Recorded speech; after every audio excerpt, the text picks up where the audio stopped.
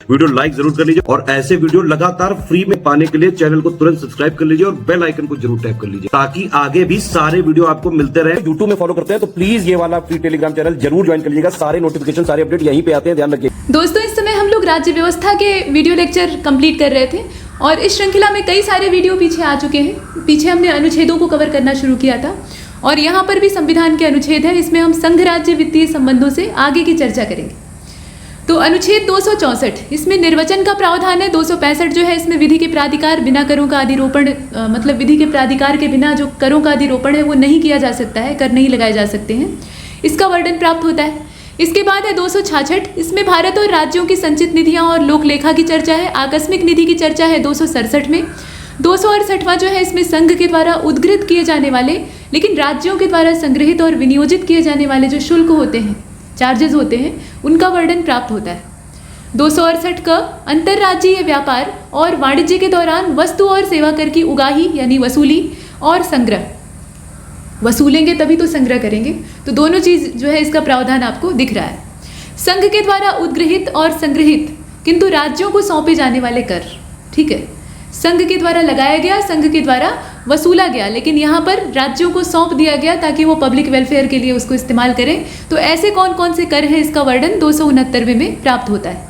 इसके बाद है 270 उद्गृहित कर और उनका संघ और राज्यों के बीच में बंटवारा, ठीक है। ऐसा तो है नहीं कि केंद्र सरकार सारे कर के पैसे को ले लेगी, उसमें राज्यों का विकास होना आवश्यक है और उसके साथ साथ जो जन कल्याण है वो सबसे पहली प्राथमिकता होती है। तो जनता का पैसा है, जनहित में लगेगा, तो राज्यों को कैसे दिया जाएगा, कितना शेयर उसमें होगा, उस सब का वर्णन हमें प्राप्त होता है। और कहाँ से मिलता है तो वो आप देख रहे हैं, ठीक, 270वां। इसके बाद 271 को देखते हैं। यहाँ देखिए 271वां जो अनुच्छेद है 271, इसमें कुछ शुल्कों और करों पर संघ के प्रयोजनों के लिए अधिभार होता है, ठीक है। ये राजस्व के बंटवारे से संबंधित अनुच्छेद है, इन्हें ध्यान दीजिएगा। और उसके बाद देख रहे हैं आप 272 को, इसमें ऐसे करों का वर्णन आपको मिलेगा। यहाँ देखें आप, ऐसे कर जो कि संघ के द्वारा आरोपित किए जाते हैं और संग्रहित किए जाते हैं, मतलब संघ ही इनको लगाता है और संघ ही इन्हें इकट्ठा करता है और संघ तथा राज्यों के बीच में उनको बांटा जाता है, मतलब उनका बंटवारा होता है। लेकिन समस्या ये है कि इसको निरस्त कर दिया गया है, तो ये किसी काम का नहीं। इसके बाद नंबर आता है जूट पर और जूट उत्पादों पर जो निर्यात शुल्क है उसके स्थान पर अनुदान दिया जाएगा, इसका प्रावधान। और ये वाला जो अच्छा वाला प्रावधान है ये 273वें अनुच्छेद में वर्णित है। 274 में ऐसा कहा गया कि ऐसे कराधान पे जिसमें कि राज्य हितबद्ध है, ठीक है, राज्य हितबद्ध है, प्रभाव डालने वाले विधेयकों के लिए राष्ट्रपति की पूर्व सिफारिश जो है उसकी अपेक्षा की जाती है, ठीक है, राष्ट्रपति की सिफारिश इसमें अपेक्षित होती है। तो ऐसा अनुच्छेद में कहा गया है। और कुछ राज्यों को संघ से अनुदान भी मिलता है, सभी राज्यों को नहीं मिलता है लेकिन कुछ को मिलता है। और ये 275वां अनुच्छेद है। व्यावृत्ति की चर्चा 277 में है और 276वां जो है वो आपको बताएगा कि वृत्तियों, व्यापारों, आजीविकाओं और नियोजनों पर कैसे कर लगते हैं और किस तरीके से लगते हैं, मतलब उनका जो पैटर्न होता है वो कैसा होता है, इसका वर्णन प्राप्त होता है। इसके बाद 278वां अनुच्छेद हम देखेंगे और इसमें ये निरस्त कर दिया गया है। भाग बी से संबंधित जो राज्य इत्यादि हैं उनके वित्तीय मामलों की चर्चा यहाँ पर की गई, तो ये किसी काम का नहीं है। अब इसके बाद देखें 279 को, शुद्ध आगम इत्यादि की गणना यहाँ से की जाती है। आगम मतलब आने वाली चीज, और यहाँ कौन चीज आएगी, पैसा, वित्त की बात हो रही है तो पैसे के आगमन की चर्चा हो रही है। इसके बाद देखें यहाँ पर जीएसटी परिषद की बात है, जीएसटी काउंसिल की, वस्तु और सेवा कर परिषद है ना, और ये 279 क है, बाद में जोड़ा जाता है तो उसमें क ख ग हो जाता है। इसके बाद है 280 वित्त आयोग, आप जानते ही हैं, जग जाहिर बात है। वित्त आयोग की जो सिफारिशें होती हैं वो 281वें अनुच्छेद में वर्णित है। 282वां यहाँ देखिए 282, संघ या राज्य के द्वारा अपने राजस्व के लिए किया जाने वाला जो व्यय है उसका वर्णन यहाँ से प्राप्त होता है। और 283 जो है इसमें संचित निधियों और आकस्मिक निधियों तथा लोक लेखाओं में जमा राशियों मतलब धनराशियाँ जो है उनकी अभिरक्षा का प्रावधान दिया हुआ है। जबकि लोक सेवकों और न्यायालयों के द्वारा प्राप्त वादकर्ताओं की जमा राशियों और अन्य धनराशियों की अभिरक्षा होगी और इसका वर्णन हमें प्राप्त होता है 284 में, यानी 284वें अनुच्छेद में। इसके बाद है 285, संघ की संपत्ति को राज्य के कराधान से छूट प्राप्त होगी, इसका वर्णन है। और 286 को देखते हैं। यहाँ देखिए माल के क्रय या विक्रय, यहाँ देखें माल के क्रय या विक्रय पर कर के अधिरोपण के बारे में निर्बंधन, ये क्या है, ये अन्य वित्तीय प्रावधान है, मतलब ये अन्य हैं जो मुख्य वित्तीय प्रावधान है उनके अतिरिक्त हैं, लेकिन ये भी उतने ही महत्वपूर्ण है। इसके बाद आप देखें 287 विद्युत पर करों से छूट, अब ये हर मामले में नहीं होती है, लेकिन कुछ मामलों में होती है। जल तथा विद्युत पर करों से छूट, यहाँ देखें आप, ये 288 है। राज्यों की संपत्ति और आय को संघ के कराधान से छूट है ना, यहाँ देखें 289।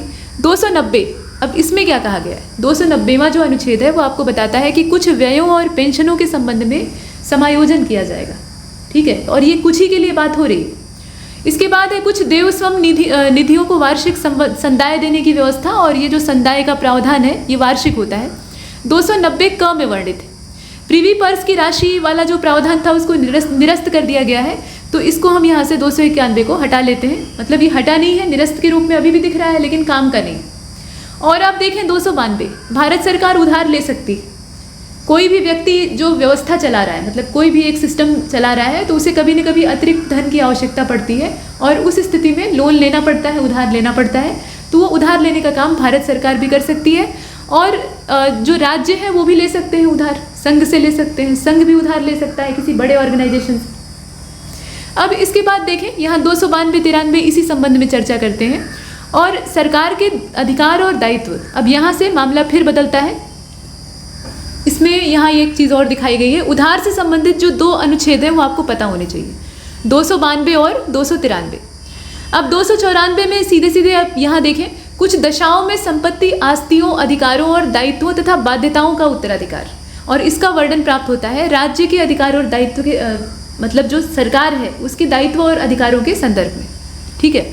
यहाँ सरकार के पास कौन कौन सी पावर है, पहली चीज़ तो ये, और उसके जो उत्तरदायित्व हैं वो कौन से हैं। तो संपत्ति, आस्ति, अधिकार और दायित्व, बाध्यताओं का जो उत्तराधिकार इत्यादि है, उन सबका वर्णन, और ये हमें प्राप्त होता है 294 से।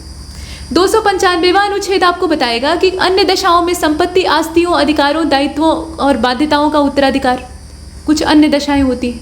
296, राजगामी या व्यपगत या स्वामी विहीन होने से प्रोद्भूत संपत्ति, ठीक है।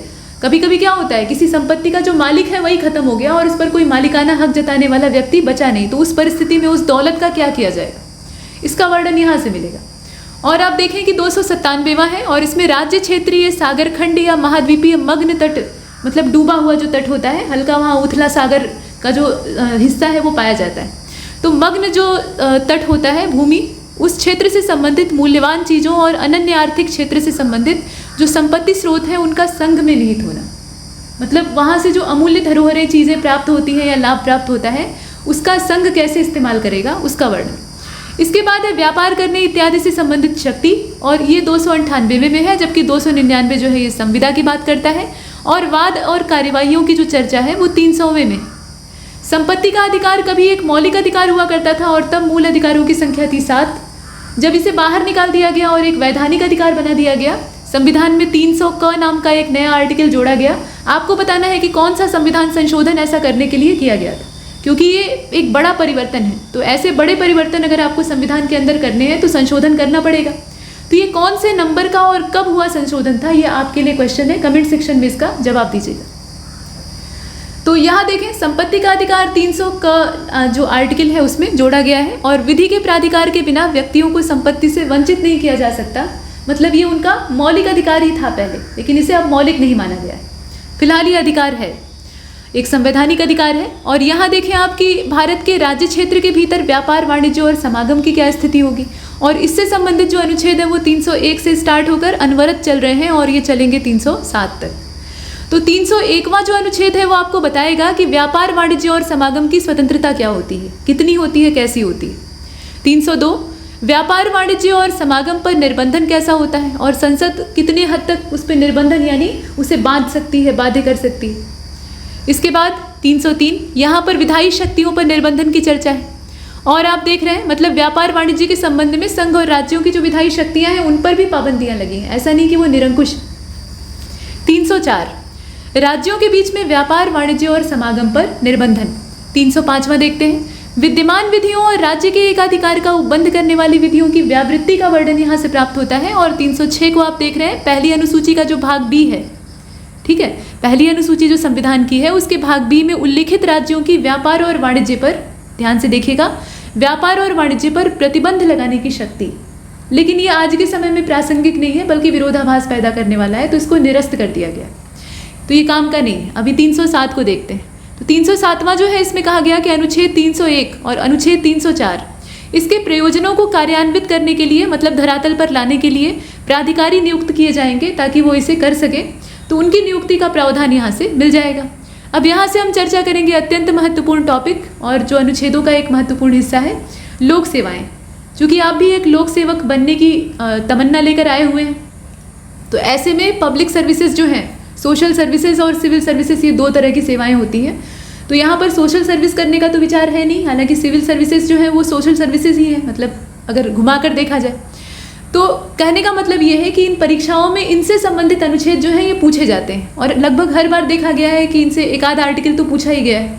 तो इनको ध्यान से देखिएगा। ये शुरू होता है 308 से और ये चला गया है 314 तक। उसके बाद फिर यहीं पर ख़त्म नहीं होता है, आगे हम लोक सेवा आयोग को देखेंगे और वो 323वें तक पूरा उसी के संबंध में चर्चा चलेगी। तो पहले ये एक हिस्सा कंप्लीट करते हैं। देखिए, निर्वचन का जो प्रावधान है वो 308 में है, ये उतना खास नहीं है।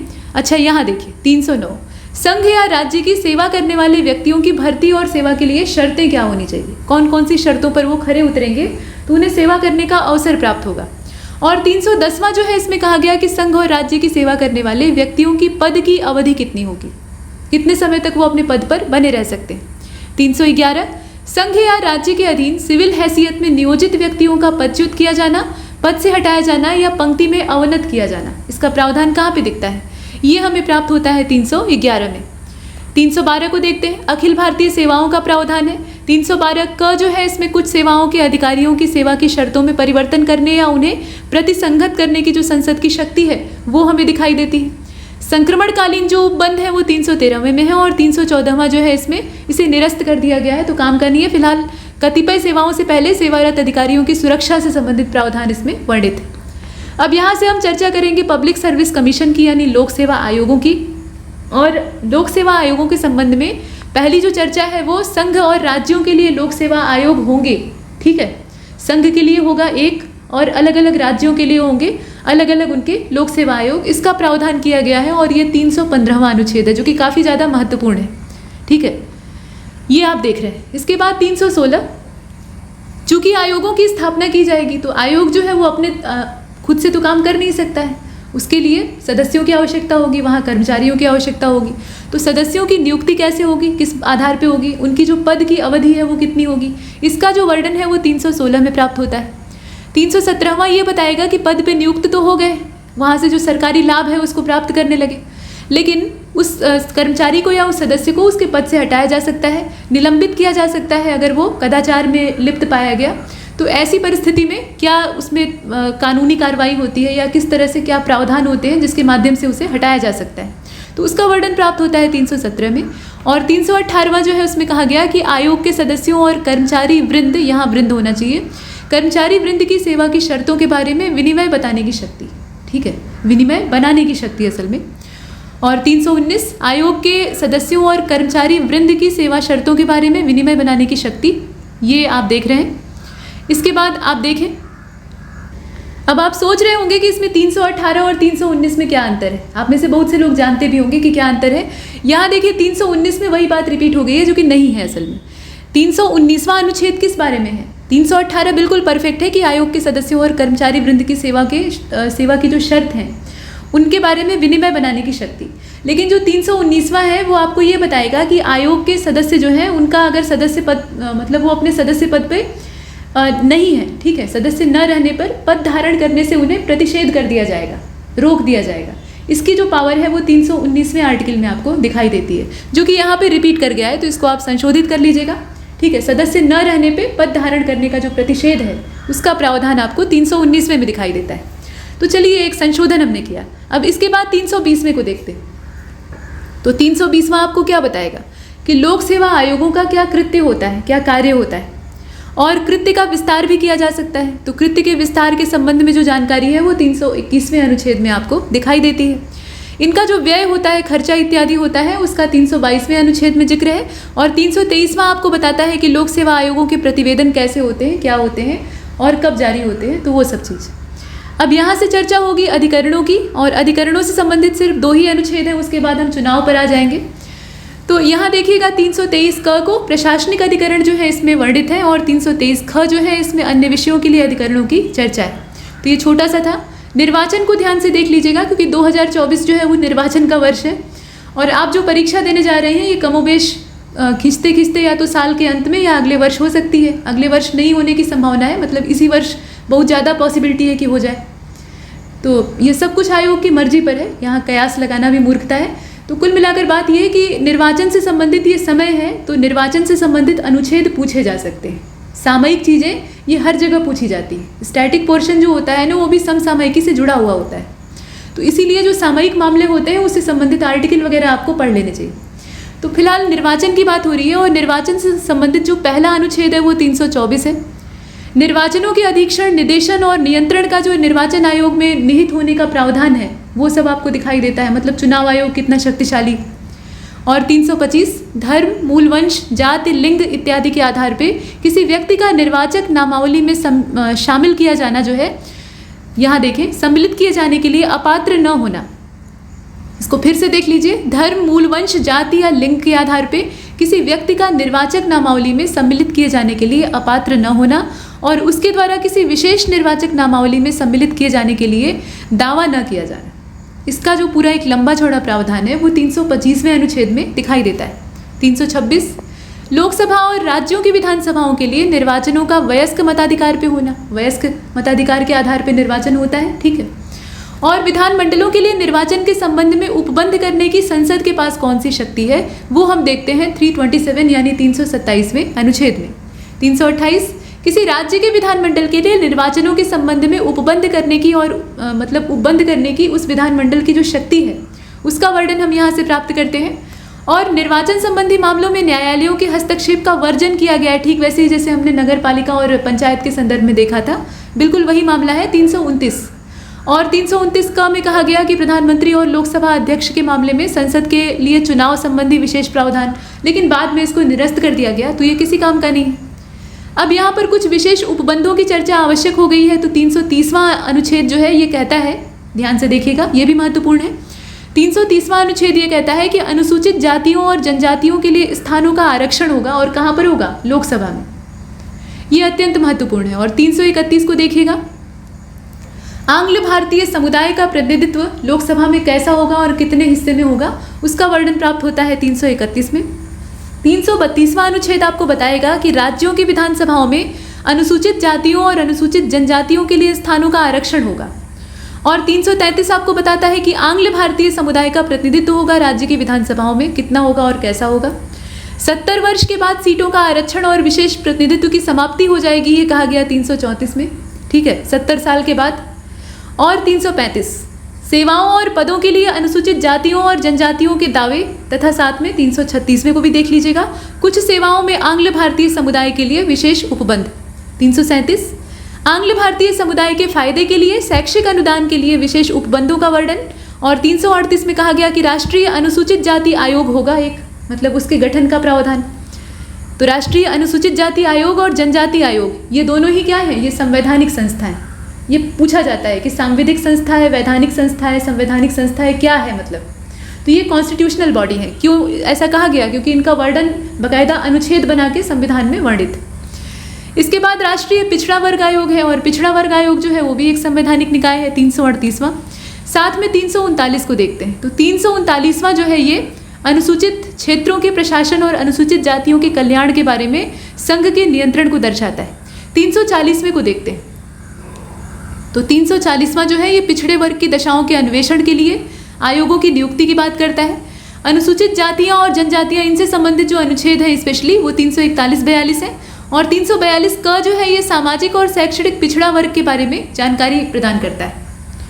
अब यहाँ से हम राजभाषा से संबंधित अनुच्छेदों की चर्चा करेंगे जो कि 343 से शुरू होती है। पहले हम ये देखेंगे कि संघ की भाषा क्या है, ठीक है, संघ की भाषा क्या है, फिर क्षेत्रीय भाषाएं क्या है, न्यायालय जो है वो कौन सी भाषा का इस्तेमाल करेंगे, ऐसे करके हम अनुच्छेदों को यहाँ बांट कर देखने वाले।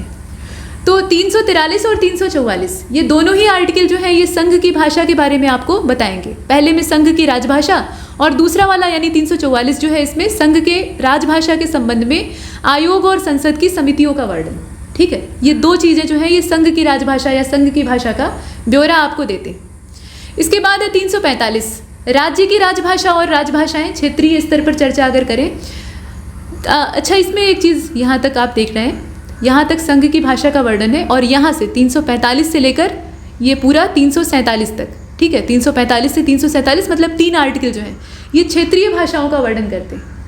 तो अगर आप लंबा चौड़ा इसमें से जो डिवीज़न किया हुआ है ना, अलग अलग लंबा लंबा प्रावधान बताया गया है, तो उसको अगर आप नहीं भी याद कर पा रहे हैं तो ये जो स्पेशल बंटवारा किया गया है कि मतलब इतने आर्टिकल से लेकर इतने आर्टिकल तक ये वाली चीज़ दी हुई है, अगर इतना भी आप मेमोराइज कर पाए तो वहाँ पहचानने में आपको आसानी होगी।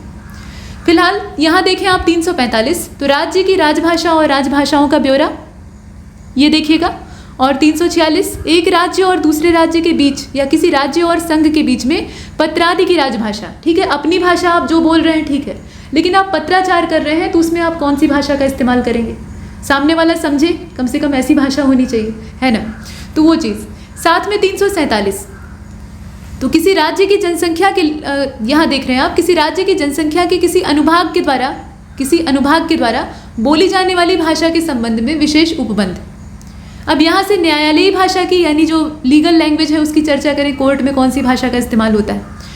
तो 348वां अनुच्छेद जो है यहाँ बताता है आपको कि उच्चतम न्यायालय यानी सुप्रीम कोर्ट और जो हाई कोर्ट यानी उच्च न्यायालय होते हैं, इसमें और अधिनियमों, विधेयकों इत्यादि के संबंध में कौन सी भाषा का प्रयोग किया जाएगा। और आप देखते हैं कि न्यायालयों में जो सबसे ज़्यादा तवज्जो दी जाने वाली भाषा होती है वो अंग्रेज़ी है, हिंदी को वहाँ वैसा महत्व नहीं दिया जाता है, ठीक है। तो कुल मिलाकर यहाँ वो प्रयोग की जाने वाली भाषा का ब्यौरा है। और 349 को देखिएगा, भाषा से संबंधित कुछ विधियाँ और अधिनियमित करने से संबंधित जो विशेष प्रक्रिया है उसका उल्लेख यहाँ पे है। व्यथा के निवारण के लिए अभ्यावेदन में प्रयोग की जाने वाली जो भाषा है वो कौन सी होगी, इसका ब्यौरा प्राप्त होता है 349 से। यहाँ तक हमने सर्वोच्च और उच्च न्यायालयों की भाषा के बारे में जानकारी प्राप्त की। अब इसके बाद कुछ डायरेक्टिव्स हैं, डायरेक्टिव्स कौन कौन से हैं उनको देख लेते हैं। तो इनका संबंध शुरू होता है 350वें से, और यहाँ आप देख रहे हैं 350वां आर्टिकल हालांकि हमने पीछे ही देख लिया था। असल में सर्वोच्च न्यायालय और उच्च न्यायालय की जो भाषा का प्रावधान है वो सिर्फ 2 ही आर्टिकल में आपको दिख रहा है, 348 और 349। 350वां जो है ना ये आपके डायरेक्टिव्स से जुड़ा हुआ है। इसके बाद आपका 350 क है, इसमें मातृभाषा में शिक्षा की सुविधा की बात कही गई है प्राथमिक स्तर पर। साथ में भाषाई अल्पसंख्यकों की, इसमें क और ख 2 पार्ट हैं 350 में। तो 350 क को आपने देख लिया है। 350 ख जो है इसमें भाषाई अल्पसंख्यक वर्गों के लिए विशेष अधिकारों की बात की गई है, और 351 जो है इसमें हिंदी भाषा के विकास के लिए निर्देश दिए गए। अब इसके बाद आपातकालीन प्रावधान से संबंधित जो अनुच्छेद हैं वो 352 से शुरू होकर आगे तक जाते हैं और ये 360 पर जाकर समाप्त होते हैं। तो इसे ध्यान से देखिएगा, यहाँ से भी प्रश्न कई बार बनते हैं। आपातकाल की उद्घोषणा का जो प्रावधान है वो 352 में है। 353 जो है ये आपातकाल की उद्घोषणा के प्रभाव की चर्चा करता है, और 354वां आपको ये बताता है कि जब आपातकाल की उद्घोषणा प्रवर्तन में है, ठीक है, लागू है, तब राजस्वों के वितरण से संबंधित जो उपबंध है वो कैसे लागू होंगे, मतलब उनको किस तरीके से प्रावधान में लाया जाएगा, इसका वर्णन यहाँ से प्राप्त होता है। बाहरी हमला अगर हो जाता है या अंदर कोई विद्रोह पनप जाता है, अशांति हो जाती है, तो राज्य की संरक्षा करने का, मतलब राज्य की सुरक्षा करने का संघ का जो कर्तव्य है, संघ को कर्तव्य बोध कराया गया है कि उस राज्य का संरक्षण करिए जहाँ पे इस तरह की बगावत पनप रही है, ठीक है। तो वो 355 में। और 356वां जो है उसमें राज्यों में संवैधानिक तंत्र यदि विफल हो जाए तो उस दशा में यानी राष्ट्रपति शासन की बात की जा रही है। 357 जो है इसमें कहा गया है कि 356 के अधीन की गई उद्घोषणा के अधीन विधायी शक्तियों का प्रयोग, ध्यान से देखिएगा, विधायी शक्तियों का प्रयोग, इसका जो वर्णन है वो प्राप्त होता है 357 यानी 357 से। 358वां आपको बताएगा कि आपातकाल के दौरान अनुच्छेद 19 जो है उसके उपबंधों का निलंबन कर दिया जाएगा। अभिव्यक्ति की स्वतंत्रता का अधिकार है अनुच्छेद 19, मौलिक अधिकार है, लेकिन जब आपातकाल लागू होगा तो उस समय अभिव्यक्ति की आज़ादी जो है वो घातक भी हो सकती है। ठीक है कि अभिव्यक्ति का हनन जो है अच्छी बात नहीं है, लेकिन उस समय अगर अभिव्यक्ति की आज़ादी को ऐसे खुला छोड़ा गया तो उसका दुरुपयोग होने की संभावना होती है, इसलिए उसको निलंबित कर दिया जाता है। इसके बाद 359 को देखते हैं। आपातकाल के दौरान भाग 3 के द्वारा प्रदत्त अधिकारों के प्रवर्तन का निलंबन, कुछ को छोड़कर, ठीक है। और 359 का जो कि निरस्त हो गया है, फिलहाल इस भाग का पंजाब राज्य पे लागू होना जो है ये दर्शाया गया था, काम का नहीं है, छोड़ दीजिए। और अंत में आप जानते ही हैं 360 वित्तीय आपातकाल, जो कि अपने देश में कभी नहीं हुआ है और न होना चाहिए। अब इसके बाद कुछ विविध प्रावधानों को हम 361 से देखना शुरू करेंगे और 367 तक अनवरत देखेंगे। तो देखिए 361वां जो अनुच्छेद है वो आपको बताएगा कि राष्ट्रपति और राज्यपालों और राज्य प्रमुखों का संरक्षण कैसा होता है, मतलब इसके विषय में जानकारी।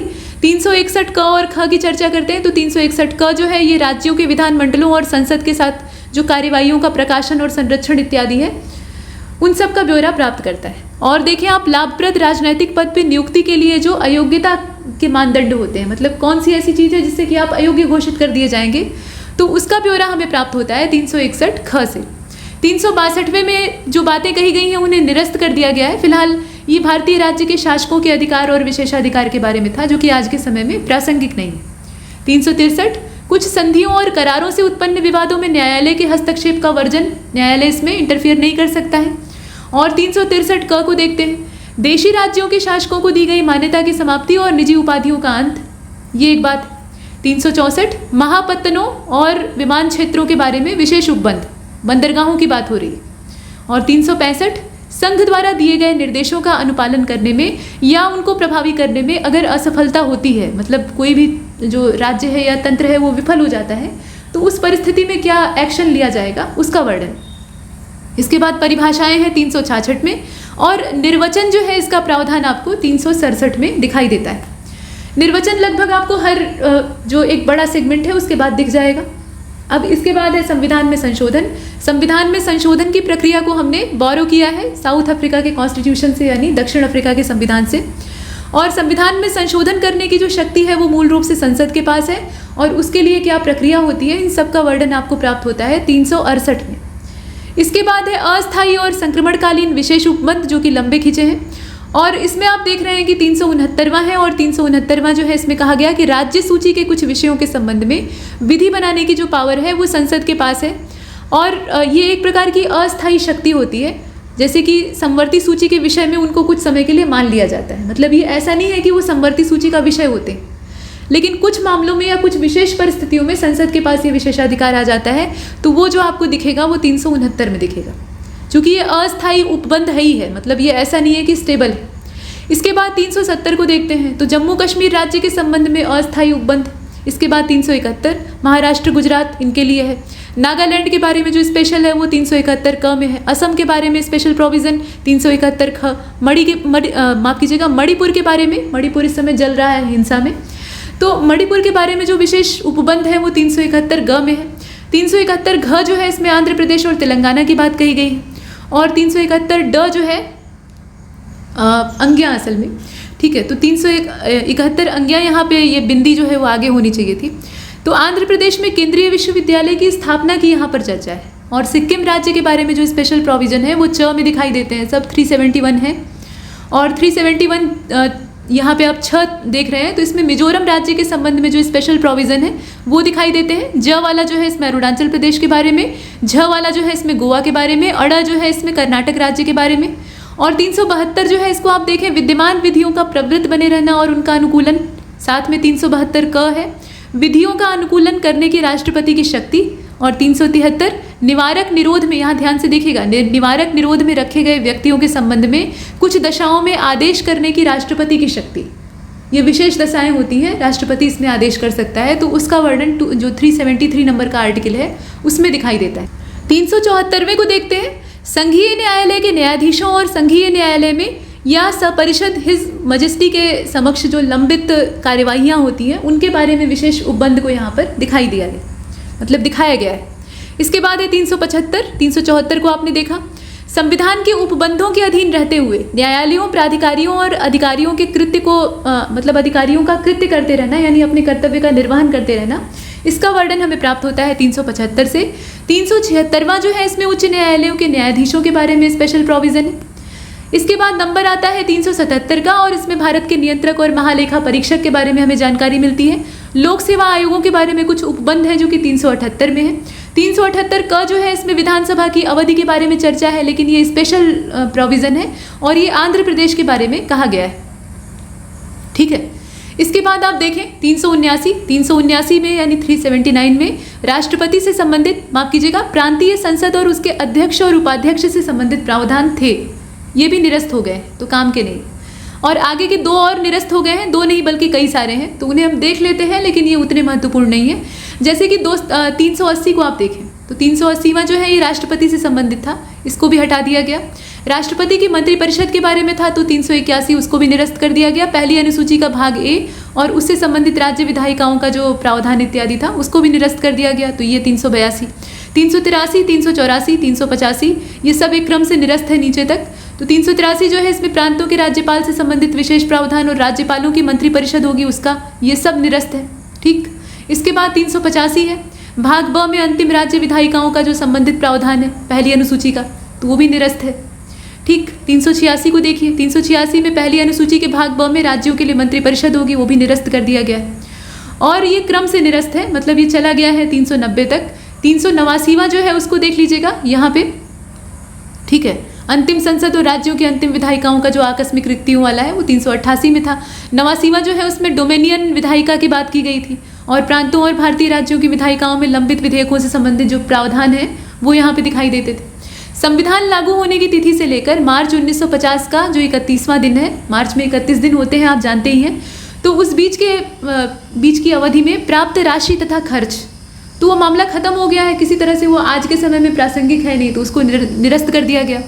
कतिपय आकस्मिकता की स्थिति में चौथी अनुसूची और पहली अनुसूची में संशोधन की राष्ट्रपति की शक्ति, इसको भी यहाँ पे हटाया जा सकता था लेकिन हटाया नहीं गया है। ठीक है, निरस्त करने का जो काम है वो 390 तक गया है। अब इसके बाद 391 और 92 जो है ये पावर में है, तो पावर में है तो इसको जान लीजिए। देखिए राष्ट्रपति के पास कुछ और विशेष शक्तियाँ होती हैं, पीछे हमने कुछ जो पावर्स हैं उनके बारे में देखा था। राष्ट्रपति की जो एक शक्ति है वो ये है कि वो पहली और चौथी अनुसूची में संशोधन कर सकता है, लेकिन ये केवल जो इमरजेंसी कंडीशन होगी, अचानक से आई हुई इमरजेंसी होगी, उस परिस्थिति में होगा। और इसके बाद कठिनाइयाँ दूर करने का जो अंतिम अधिकार है वो राष्ट्रपति के पास, चाहे जैसी भी कठिनाई हो। अब कठिनाइयों का यहाँ वर्गीकरण नहीं किया गया है, ठीक है, तो ये 392। उसके बाद 393 जो है इसमें संक्षिप्त नाम की चर्चा है, प्रारंभ इत्यादि का जो वर्णन है वो 394 में है। हिंदी भाषा से संबंधित जो पाठ इत्यादि हैं उनका वर्णन 394 क में है और 395 जो अंतिम वाला है वो निरस्त है। तो इस प्रकार से हमने पूरे संविधान को एक सरसरे तौर पे देख लिया है। हालांकि कई सारे वीडियो जो है वो इसकी बलि चढ़ गए हैं, लेकिन यहाँ समय देके इसलिए इन चीज़ों को पढ़कर बताया गया ताकि आप इसे कंठस्थ कर सकें। ये चीज़ जब बोल बोल कर सुनाई जाती है ना, जैसे आप कहानी सुनते हैं किसी से, तो कहानी सुनते हैं तो वो आदमी आपको बोलकर सुनाता है, आप उसे विजुलाइज करते हैं, मन में सोचते हैं कि